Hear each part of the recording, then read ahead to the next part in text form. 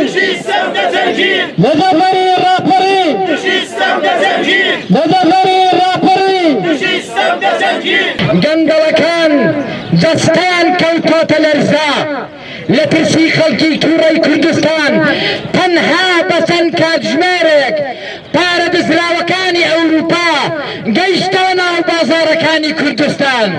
زۆر سپاس. ڕاپەڕینە پشتیوان، ڕاپەڕینە پشتیوان، ڕاپەڕینە پشتیوان، ڕاپەڕینە پشتیوان.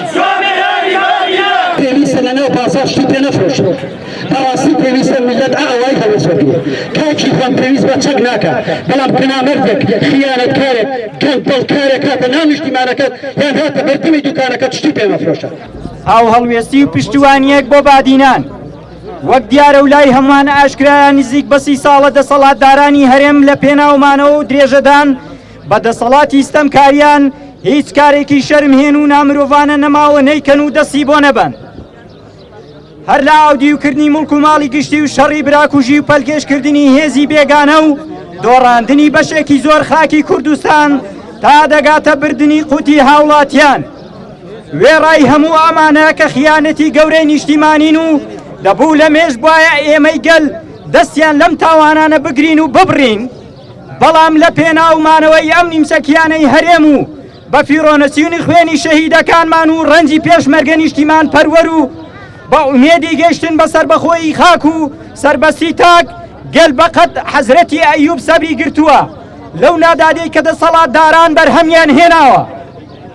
بەڵام سەد مخابن دەسەڵاتدارانی هەرێم ئەم ئارامیەی گەلیان بۆ خۆیان قۆسۆتەوە و لە دەسەڵاتدا تەنیا و تەنیا پیسخۆری و کۆکردنەوەی پارەیان لامەبەستە. وێڕای ئەوەش بوونە تەمای زیاتر و زیاتر لێکەڵوەشانەوە و یەکگرتنی برایەتی و نەمانی هیچ قیەمێکی ئەخلاقی کوردی و دابەشکردنی خاک بۆ دوو پارچە و خەڵک بۆ دووبەرە بەرەیەکی چەکدار پاسەوان بۆ خۆیان و کەمترین ماف و ئیمتیاز و بەرەیەکی تر لە خەڵکی تا سەر ئێسقان بێبەشە خێر و بێری نیشتیمان کە لە هەموو دۆخێکدا ئەم دوو بەرەبەر یەک دەکەون. لە کۆتاییدا هەر دەسەڵاتدارانی سەردەستە سەلامەت دەمێننەوە و گەلیش هەمیشە زەرەرمەند بووە.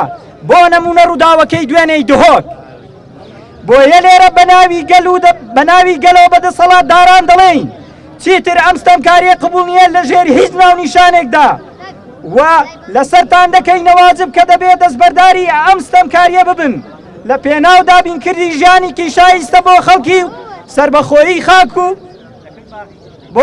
شایستە بۆ خەڵکو و سەربەخۆیی تاک.